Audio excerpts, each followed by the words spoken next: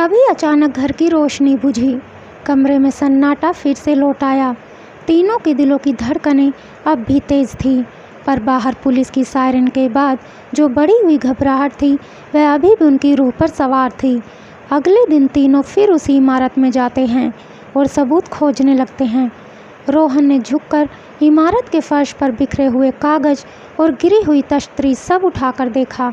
उसकी आंख एक छोटे से तिनके पर अटक गई, जिस पर नीले रंग की एक छोटी सी डिब्बी का कटआउट लगा था। उसने उसे उठाया और पास रखे मोबाइल के फ्लैश से देखा। डिब्बी पर एक लोगो था, नवरत्न क्लब, और उसके नीचे एक फ़ोन नंबर के कुछ अंक साफ नज़र आ रहे थे। रोहन की उंगलियां कांपी। यह वही क्लब था जहां रमेश अक्सर जाता था और जहां से कई लोग गायब होने की खबरें रहती थी। आदित्य ने हवा में एक गहरी सांस छोड़ी और धीरे धीरे बोला, यह सिर्फ कोई आम गुंडों का हमला नहीं था। उन्होंने योजना बनाई थी हमें यहाँ तक लाने के लिए। रेणुका ने अपने जख्मी बाजू पर हाथ रखा। उसकी आंखों में अब सिर्फ चिंता नहीं, ठान भी झलक रही थी। हमें ये सब चीज़ें सबूतों के रूप में संभालनी होगी। नवरत्न क्लब के रिकॉर्ड, उस कार की जिसमें रमेश था, किसी ने तो उसका नंबर देखा होगा। आदित्य ने जिद्दी स्वर में कहा, मैं सीधे क्लब हाउस जाऊंगा और रमेश से आंखों में आंखें डालकर बात करूंगा। रेणुका ने कड़क आवाज़ में मना किया, नहीं, तुम अकेले नहीं जा सकते। यह अब व्यक्तिगत नहीं रह गया है, यह एक चाल है। अगर तुम पकड़े गए तो हमारा सब कुछ खतरे में पड़ जाएगा। दरवाजे की ओर से अचानक फ़ोन की घंटी बजी। तीनों संभले। रोहन उठकर फ़ोन लेकर आया। स्क्रीन पर अननोन नंबर चमक रहा था। उसने हिचकिचाकर कॉल स्वीकार किया तो उस तरफ से ठंडी आवाज़ आई, आपका साहस तारीफ़ के काबिल है, पर भूलिए मत, जो चीज़ें आपने देखी वे बहुत ऊंची कीमत मांगती हैं। फिर लाइन कट गई। कॉल आईडी पर सिर्फ चंद सेकंड के लिए एक लोकेशन टैग आकर गायब हो गया। एक जीपीएस कोऑर्डिनेट जो कि शहर के पुराने बंद गोदाम के इलाके में था। रोहन ने स्क्रीन पर नज़र घुमाकर कहा, ये कोई धमकी नहीं, ये संकेत है। वे हमें आजमाना चाहते हैं। आदित्य, हम और इंतज़ार नहीं कर सकते। रेणुका ने उनसे आंखें मिलाई। हमें पहले योजना बनानी होगी। मीडिया को अभी शांत रखना होगा। हमें सूझबूझ से चलना होगा। रोहन ने तुरंत अपने कुछ पुराने जान पहचान वाले कॉन्टैक्ट्स को फ़ोन किया। उनमें से एक का नाम था इंस्पेक्टर सुनील नाथ। सुनील कभी एक केस जांचने में आदित्य की मदद कर चुका था और अब पुलिस की एक ऊंची पोस्ट पर था, पर ईमानदार। कुछ मिनट बाद सुनील का नाम स्क्रीन पर आ गया। मैं अभी आ रहा हूँ, उसने फुसफुसाकर कहा, लेकिन संभल कर, रमेश के लोग बहुत खतरनाक हैं।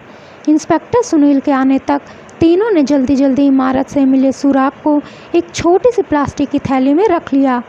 डिब्बे का कटआउट, कुछ छोटे छोटे गोलियों के खोल और एक स्याही वाली काली कलम जिस पर आरसी के अक्षर खुदे थे।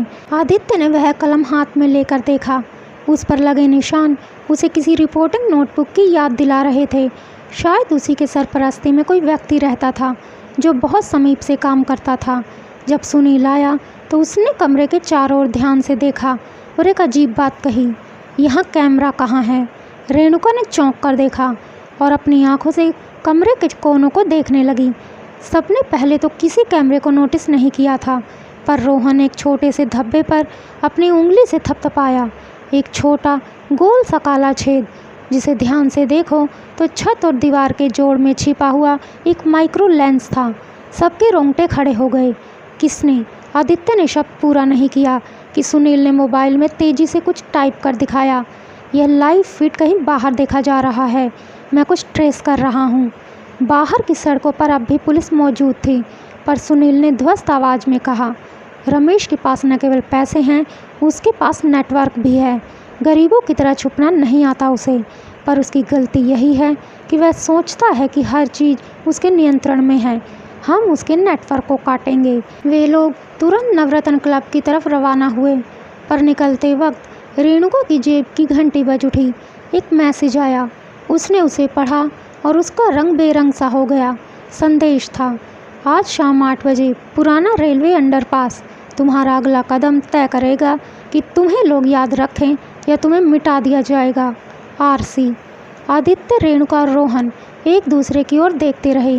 बाहर से शहर की आम आवाज़ें आती रही, पर उनके अपने अंदर की दुनिया अब हलचल में थी। आदित्य ने कठोर स्वर में कहा, ये ट्रैप है, पर अगर हम पीछे हटे तो रमेश यह समझ लेगा कि हम डर गए हैं। रेणुका ने धीमे पर पक्के शब्दों में कहा, हम अकेले नहीं जाएंगे। सुनील और कुछ भरोसेमंद रिपोर्टर साथ होंगे, पर एक बात याद रखना, यह खेल अब खुला हो चुका है। रमेश जानता है कि हम उसके खिलाफ सबूत खोज रहे हैं। इसी बीच कहीं दूर एक अलग कमरे में एक बड़ा मॉनिटर चमक रहा था। मॉनिटर पर वही सारी तस्वीरें थी, इमारत का भीतरी कैमरा, नवरत्न क्लब की कुछ फुटेज और उनकी अभी अभी की हुई बातचीत की क्लिप। स्क्रीन पर चमकती हुई एक छवि, रमेश चौधरी की मुसीबत सी मुस्कान और उसके पीछे एक चश्मे की परछाई। रमेश ने अपने ठंडे होंठों से मुस्कुराते हुए कहा, खेल अभी शुरू हुआ है। अच्छा है, पर असली चाल तो मैं अब चलूँगा। उसने किसी को फ़ोन घुमाया और साथ ही मॉनिटर के नीचे कुछ शब्द टाइप किए, अंडरपास पर इंतज़ार कर लो। उसके कमरे की खिड़की से शहर की रोशनी दूर धुंधली दिख रही थी।